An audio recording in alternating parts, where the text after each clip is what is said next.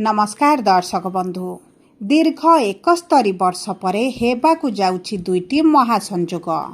सूर्य अछंती आपणक राशि रे उच्चस्थ, शुक्र स्वराशि रे प्रवेश करिछंती एवं संयोगवशतः गज केसरी जोग एवं मालव्य जोग बनाइबा पाई जाउछंती, जहा आपणकर मनस्कामना पूरण करिब, आपणकर शून्य हस्तकु भरिदेब, अटकी थिबा कार्य आपणकर पूरण हेब, दुख सरिब, सुख फेरिबा पाई जाउछि एवं आपणक जीवन रे थिबा बाधा गुड़िकु दूर करिबा पाई जाउछंती एवं धन लक्ष्मी समृद्धि आपणकु प्रदान करिब। देखंतु आपणक राशि रे शुक्र केन्द्रस्थ हेबा पाई जाउछंती एवं सूर्य उच्च स्थिति रे विराजमान करी चतुर्थ भाव रे भोग विलास ऐश्वर्यर भाव रे विराजमान करिबे। शुक्रंकर त्रिकोण केन्द्र रे सूर्यंकर विराजमान आपणक जीवन रे बहुत अधिक गुरुत्वपूर्ण प्रभाव पकाइब। तेणुकरी एही अक्षय तृतीया दिन बा एही एप्रिल मास 20 तारिख परठारु आपणक जीवन रे आसिब महापरिवर्तन एवं आपणक जीवन रे जो समस्या गुड़िक चलिछि ताहा दूर हेबा पाई जाउछि। देखंतु शुक्र जे नैसर्गिक शुभ ग्रह शत्रु राशि रे विराजमान करिथिबारु आपणकर स्वास्थ्य रे समस्या गुड़िक देखा देउथिला। पारिवारिक दुश्चिंता वृद्धि हेउथिला, मानसिक स्वास्थ्य सहित शारीरिक पीड़ा मध्य अनुभव करुथिले, कार्य गुड़िकरे विलंब समस्या बाधा गुड़िक देखुथिले एवं देखंतु शुक्र जेहेतु भोग विलास ऐश्वर्यर स्वामी, तेणुकरी आपणकर खर्चटी वृद्धि करुथिले, लोन करज आपणकर बढ़ी चलिथिला एवं किछि मकर राशिर व्यक्ति विशेषଙ୍କ जीवन रे सुख शांतिर अभाव मध्य देखा देउथिला। सबु परे देखंतु एही दुईटी महाराज जोग गज केसरी जोग एवं मालव्य जोग आपणक जीवन रे की प्रकार परिवर्तन आनिब, आसंतु विस्तृत भाव रे आलोचना करिबा। किंतु भिडियोटी आरंभ करिबा पूर्वरु जदि आपणकर भी मकर राशि होइथाए एवं आपण भी ईश्वर को आंतरिक भक्ति एवं विश्वास करंती, तेबे भिडियोटी को लाइक करंतु। कमेंट बॉक्स रे जय जगन्नाथ जय मां लक्ष्मी अवश्य लिखि दियंतु। ता सहित आम सह जोगाजोग करिबा पाई भिडियोर मध्य भाग रे एक व्हाट्सएप नंबर टे दिया जाइछि, जो नंबर साहाय्य आपण आम सह जोगाजोग करी निजर नूतन कुंडली प्रस्तुत करि परिबे, कुंडली विश्लेषण कराई परिबे, किंबा आपणकर चाकरी विवाह व्यवसाय प्रेम संपर्क शिक्षा स्वास्थ्य को नहीं किछि समस्या रहिछि ताहार सहजरे एवं स्वल्प मूल्य रे समाधान करि परिबे।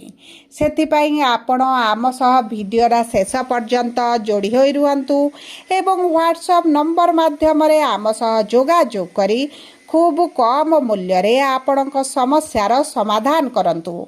एबे आसंतु कार्यक्रमटी को आग को बढ़ाइबा एवं जानिबा आपणक जीवन रे ही अक्षय तृतीया परठारु की प्रकार परिवर्तन आसीबा पाई जाउछि। देखंतु आपणकर मकर राशि हेले मध्य नक्षत्र अनुଯାयी भिन्न भिन्न फल प्राप्ति हेबो। मकर राशि रो 3टी नक्षत्र रहिताए, उत्तराषाढ़ा मकर राशि, श्रवणा मकर राशि एवं धनिष्ठा मकर राशि। उत्तराषाढ़ा मकर राशि रो व्यक्ति विशेष मानकर नक्षत्राधिपति हेउछंती सूर्य एवं सूर्य विराजमान करिछंती आपणकर चतुर्थ भाव रे बा केंद्र भाव रे, जेउ गृह रे रही उच्चस्थ सप्तम दृष्टि आपणकर कर्मर भाव को प्रदान करिबे, जेउ कारणरू कर्म क्षेत्र रे मान सम्मान वृद्धि सहित उच्च पदवी प्राप्त होई पारे। कर्म क्षेत्र रे नूतन सुजोग मान आपण को प्राप्त हेबो। जदि चाकरी रो संधान रे रहिचंती तेबे मध्य आपण को चाकरी प्राप्त होई पारे, सालारी रे वृद्धि होई पारे, पदोन्नति होई पारे, आपणकर पोस्ट रे परिवर्तन मध्य होई पारे एवं एही समय मध्य रे आपणकर जदि पारिवारिकर किछि दुश्चिंता रहितला, पैतृक संपत्ति को नहीं किछि ता कोर्ट कचेरी केस चलिथिला, तेबे सही सब क्षेत्र रे आपण को शुभ फल प्राप्ति हेबो ଏବଂ ତା ସହିତ ଗୁରୁ ଯେହେତୁ ଆପଣଙ୍କର ଷଷ୍ଠ ଭାବରେ ଅଛନ୍ତି, ଆପଣଙ୍କର ରୋଗ ଋଣ ଶତ୍ରୁମାନଙ୍କୁ ନାଶ କରିବେ।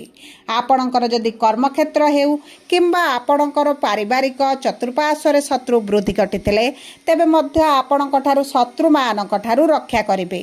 ଏବଂ ଦେଖନ୍ତୁ, ଯଦି ଆପଣଙ୍କର ବିଦେଶ ଯାତ୍ରା କରିବାର କିଛିଟା ସମସ୍ୟା ରହୁଥିଲା, ତେବେ ସେହି ସମସ୍ୟା ଗୁଡ଼ିକ ଦୂର ହୋଇଯିବ। ଆପଣଙ୍କ ଆର୍ଥିକ ସ୍ଥିତିରେ ମଜବୁତି ଆସିବ। ଆପଣଙ୍କର ଯେଉଁ ଖର୍ଚ୍ଚ ବୃଦ୍ଧି ଘଟିଥିଲା, ସେଥିରେ ଆପଣ କମି ଦେଖିବେ। ଏବେ ଆସନ୍ତୁ ଜାଣିବା କିପରି ରହିବ ଶ୍ରବଣା ମକର ରାଶି ବା 22/10 ମକର ରାଶିର ବ୍ୟକ୍ତିବିଶେଷମାନଙ୍କର ଏହି ଅକ୍ଷୟ ତୃତୀୟା ପରଠାରୁ। ଦେଖନ୍ତୁ, ଚନ୍ଦ୍ର ହେଉଛନ୍ତି ଆପଣଙ୍କର ନକ୍ଷତ୍ରାଧିପତି ଏବଂ ଚନ୍ଦ୍ର 2.5 ଦିନରେ ଥରେ ରାଶି ପରିବର୍ତ୍ତନ କରନ୍ତି। କିନ୍ତୁ ଶୁକ୍ର ଯେହେତୁ ଆପଣଙ୍କର ପଞ୍ଚମ ଭାବ ତ୍ରିକୋଣର ଭାବକୁ ଗୋଚର କରୁଛନ୍ତି, ସନ୍ତାନ ପ୍ରାପ୍ତିରେ ଥିବା ବାଧା ଗୁଡ଼ିକ ଦୂର ହୋଇଯିବ। ସନ୍ତାନ ସୁଖ ପ୍ରାପ୍ତି କରିବେ, ସନ୍ତାନଙ୍କ ମାଧ୍ୟମରେ ଅର୍ଥ ଲାଭ କରିବେ, ସନ୍ତାନଙ୍କ ପାଇଁ ଆପଣଙ୍କର ଧନ ମାନ ପ୍ରତିଷ୍ଠାରେ ବୃଦ୍ଧି ଘଟିବ। ଏବଂ ତା ସହିତ ଯଦି ଆପଣ କିଛି ପ୍ରେମ ସମ୍ପର୍କରେ ରହିଛନ୍ତି, ପ୍ରେମ ବିବାହ କରିବା ପାଇଁ ଚାହୁଁଛନ୍ତି, କିନ୍ତୁ ବିଭିନ୍ନ ପ୍ରକାର ବାଧା ବିଘ୍ନ ସମସ୍ୟା କାରଣରୁ ବିବାହ ହୋଇପାରିବ କି ନାହିଁ ଦ୍ୱନ୍ଦ୍ୱରେ ରହିଛନ୍ତି, ତେବେ ମଧ୍ୟ ଚିନ୍ତାର କୌଣସି ଆବଶ୍ୟକତା ନାହିଁ। ଆପଣଙ୍କ ପ୍ରେମ ବିବାହ ହୋଇପାରେ।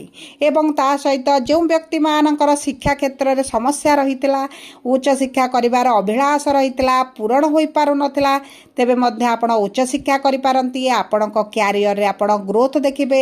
ଯଦି ଆପଣ ନୂତନ ଚାକିରିର ସନ୍ଧାନରେ ରହିଛନ୍ତି, ଚାକିରି ଆପଣଙ୍କୁ ପ୍ରାପ୍ତ ହୋଇଯିବ। ଏବଂ ଦେଖନ୍ତୁ, ଆର୍ଥିକ ସ୍ଥିତିରେ ଆସିବ ବଡ଼ ପରିବର୍ତ୍ତନ।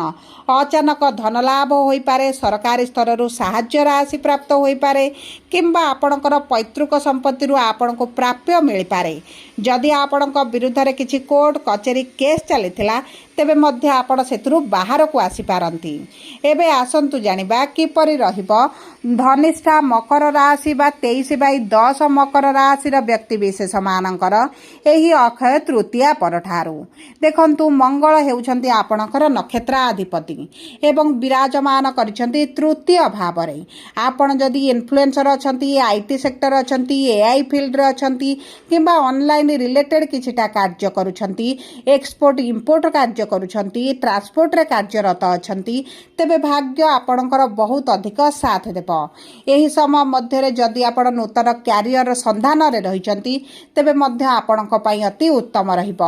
ଯଦି ଆପଣଙ୍କର ବିବାହରେ ବିଳମ୍ବ ଦେଖୁଥିଲେ, ବିବାହ ହୋଇପାରୁନଥିଲା, ବିବାହରେ ସମସ୍ୟା ଆସୁଥିଲା, ତେବେ ମଧ୍ୟ ଆପଣଙ୍କର ବିବାହ ହୋଇପାରେ। ବୈବାହିକ ସମ୍ପର୍କରେ ଦାମ୍ପତ୍ୟ ଜୀବନରେ ଯଦି କିଛି ସମସ୍ୟା ରହିଥିଲା, ତେବେ ତାହା ମଧ୍ୟ ଦୂର ହୋଇଯିବ। ପତି ପତ୍ନୀ କି ଏକତ୍ର କୌଣସି ଏକ ବଡ଼ ନିଷ୍ପତ୍ତି ମଧ୍ୟ ନେଇପାରନ୍ତି। ଏବଂ ଦେଖନ୍ତୁ, ଯଦି ଆପଣଙ୍କର ସନ୍ତାନଙ୍କ ପାଇଁ ଆପଣ ଦୁଃଖିତ ରହିଛନ୍ତି, ଚିନ୍ତିତ ରହିଛନ୍ତି, ତେବେ ସେହି ଚିନ୍ତା ଗୁଡ଼ିକ ଆପଣଙ୍କର ଦୂର ହୋଇଯିବ। ଆପଣଙ୍କର ଭାଗ୍ୟ ସାଥ ଦେଉଛି। କର୍ମକ୍ଷେତ୍ରରେ ଆପଣଙ୍କର ଯେଉଁ ସମସ୍ୟା ଗୁଡ଼ିକ ରହିଥିଲା, ତାହା ଦୂର ହୋଇଯିବ। ଏବଂ ସ୍ୱାସ୍ଥ୍ୟରେ ଆସିବ ବିରାଟ ପରିବର୍ତ୍ତନ। ପୁରୁଣା ସ୍ୱାସ୍ଥ୍ୟ ସମସ୍ୟା, ପେଟ ଜାତୀୟ ସମସ୍ୟା କିମ୍ବା ଆପଣଙ୍କର BP, ଡାଇବେଟିସ୍, ବ୍ଲଡ଼ ରିଲେଟେଡ୍ ସମସ୍ୟା କିଛି ରହିଥିଲା, ତେବେ ସେଥିରେ ଆପଣ ଧୀରେ ଧୀରେ ଉପଶମ ଦେଖିବେ, କମିବା ଅନୁଭବ କରିବେ। ଆପଣଙ୍କର ବକେୟା ଅର୍ଥ ଯଦି କେଉଁଠି ଫସି ରହିଥିଲା, ତାହା ଆପଣଙ୍କୁ ପ୍ରାପ୍ତ ହୋଇଯିବ। ସରକାରୀ ଚାକିରିର ଯଦି ସନ୍ଧାନରେ ରହିଛନ୍ତି, ପ୍ରିପାରେସନ୍ ହେଉଛନ୍ତି, ପରୀକ୍ଷା ଦେଉଛନ୍ତି, ତେବେ ମଧ୍ୟ ସରକାରୀ ଚାକିରି ଆପଣଙ୍କୁ ପ୍ରାପ୍ତ ହୋଇପାରେ। କିମ୍ବା ପୂର୍ବରୁ ଯଦି ସରକାରଙ୍କ ସମ୍ବନ୍ଧିତ କିଛି କାର୍ଯ୍ୟରତ ଥିଲେ, କିନ୍ତୁ ସେଠାରେ ସମସ୍ୟା ଦେଖୁଥିଲେ, କୌଣସି କାରଣବଶତଃ ଆପଣଙ୍କର କାର୍ଯ୍ୟଟି ଫସି ରହିଥିଲା କିମ୍ବା ଆପଣଙ୍କର ଅର୍ଥଟି ଫସି ରହିଥିଲା, ତେବେ ତାହା ମଧ୍ୟ ଆପଣଙ୍କୁ ପ୍ରାପ୍ତ ହୋଇପାରେ।